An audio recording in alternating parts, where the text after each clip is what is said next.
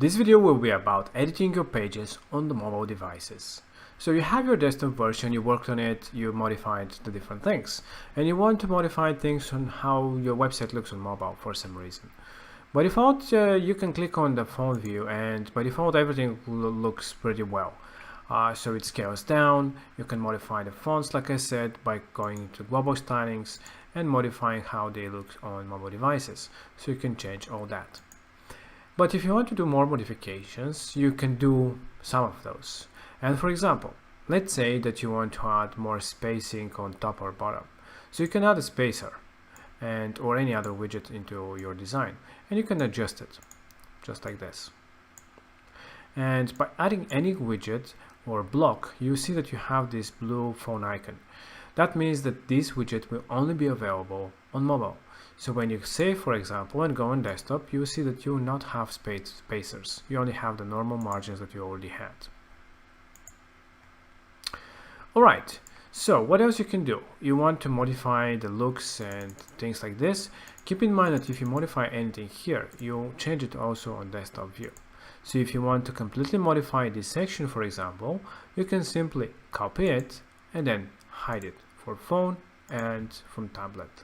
So this way, now you don't have this section anymore on mobile, but you can use the copied one, just add it into your design.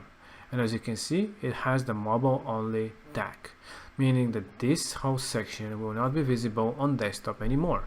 It will show the normal hidden one. So now here you can modify. Let's say that you make it in the middle.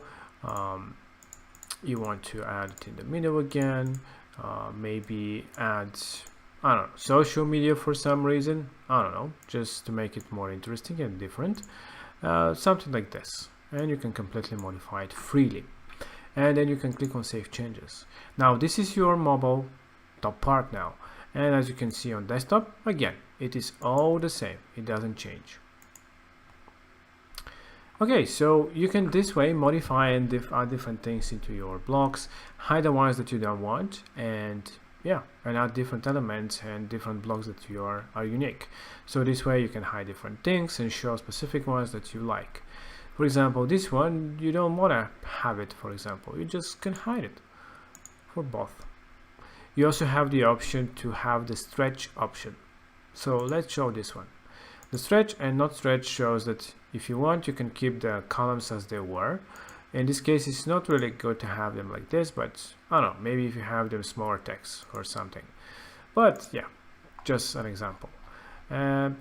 Here you can modify different things again, spacings, etc., add different things. And as you can see, it's really, by default, it scales very well.